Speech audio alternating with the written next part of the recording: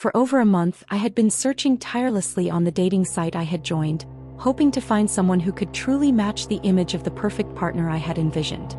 As a woman living alone in a bustling city like Chicago, I was careful about the details I shared.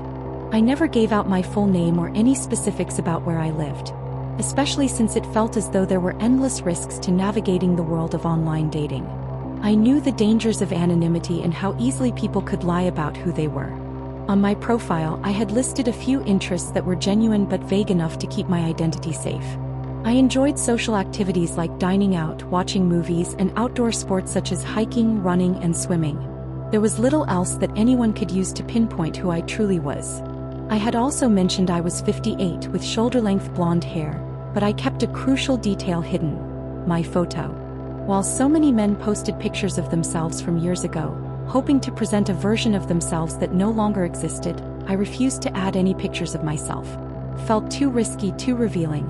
Then one evening after a long day at the office, I logged into my account and came across a profile that seemed different from the others.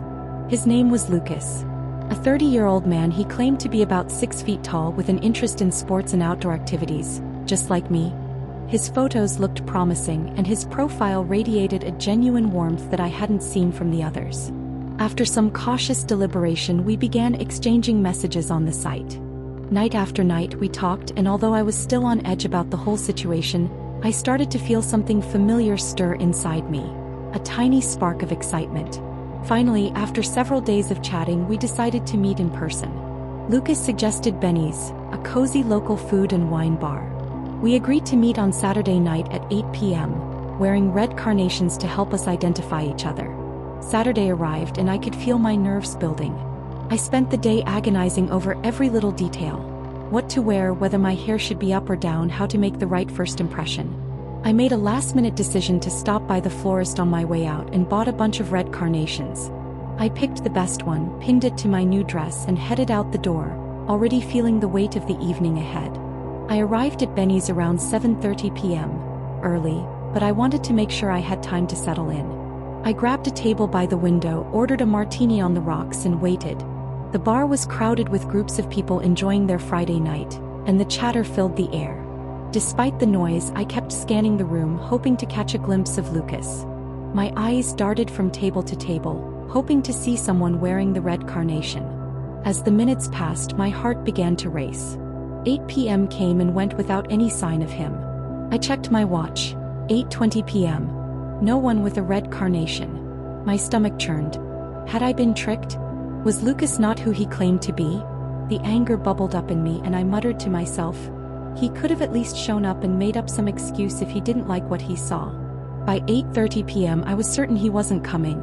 I stood up abruptly, grabbed my coat and headed for the door, feeling a mixture of disappointment and humiliation.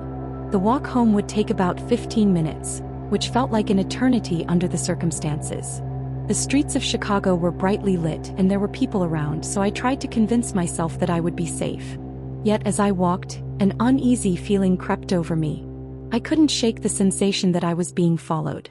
I stopped a few times to casually glance over my shoulder, but there was no one in sight. Then I saw him.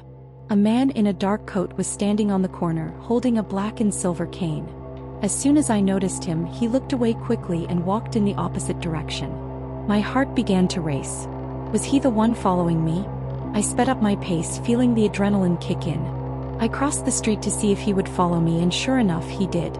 My footsteps echoed in the silence of the empty street as I quickened my pace again, my heart pounding in my chest. The street lamps near my apartment building were out, and the familiar path was swallowed by darkness. Panic started to set in. I could barely see the sidewalk and there was no one around. Just as I approached the door to my building, I ran, straight for the safety of my apartment. I had barely made it inside when I heard a sound that froze me in my tracks. The elevator doors were about to close when I saw the shadow of the man with the cane suddenly appear. He was standing right outside the elevator, blocking the doors with his hand. The doors opened again. I stood frozen in place as he stepped inside, his face obscured by a balaclava. He was holding a knife in his hand. I wanted to scream, but the sound caught in my throat. My pulse raced. My mind screamed for me to move, to escape, but my body wouldn't cooperate. Just as I thought I was about to die, another figure appeared. A man in a suit with a red rose pinned to his lapel rushed into the elevator and grabbed the attacker by the neck, shouting, "Drop the knife."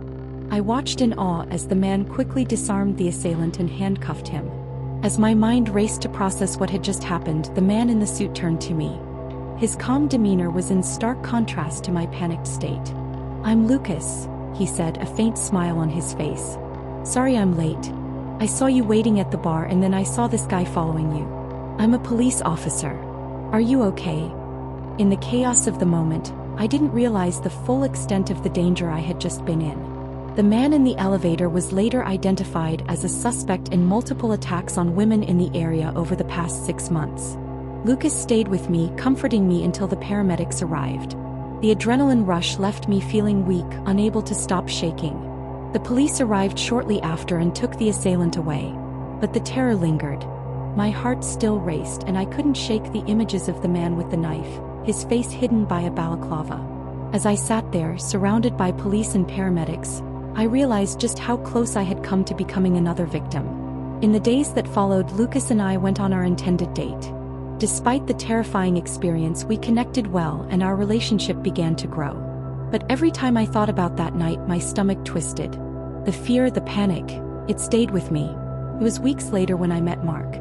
After my terrifying encounter with Lucas, I wasn't sure I was ready to trust anyone again. But after months of scrolling through dating apps, I finally felt ready to try again. This time I chose a lesser-known app, one with a smaller user base. The idea of fewer messages, fewer distractions seemed like a welcome change. Mark and I exchanged messages and immediately clicked. He was different, more genuine, less scripted than others. We agreed to meet at a local Chinese restaurant in the city center. I arrived early, my nerves starting to settle as I found a table near the window. But as time passed, something felt off. He was late. Then when he finally arrived, I noticed something wasn't right. His height didn't match his profile and his mannerisms were stiff, awkward. I didn't let it bother me at first, but as the night wore on, his behavior became increasingly unsettling. His leg jittered uncontrollably under the table and he refused to make eye contact. His answers to my questions were curt and evasive, as though he were hiding something. But it wasn't until later, when I excused myself to the restroom, that everything took a terrifying turn.